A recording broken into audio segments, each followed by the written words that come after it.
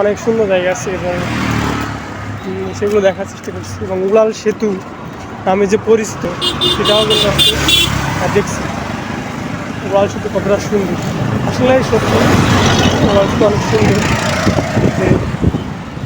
দেখতে গেলে মনে আপনি যেমনটা শুনবেন যে উড়াল সেতু, আসলে ঠিক তেমনই অনেক উঁচুতে এই ফ্লাইওভারটা বা সেতুটা।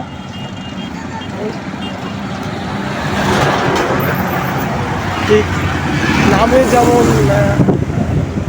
নামে যেমন তৈরি করছে, নামে যেমন বলছে, আসলে ঠিক তেমনই কারুকাজ তেমনই কাজ করছে এই সেতুটাই।